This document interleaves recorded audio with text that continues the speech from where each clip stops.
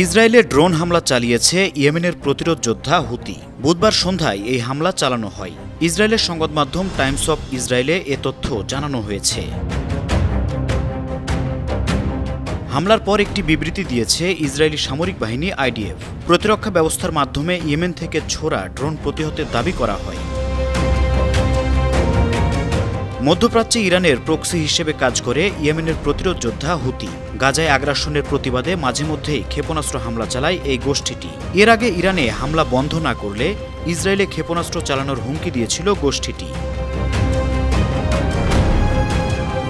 আন্তর্জাতিক desk, 52 TV.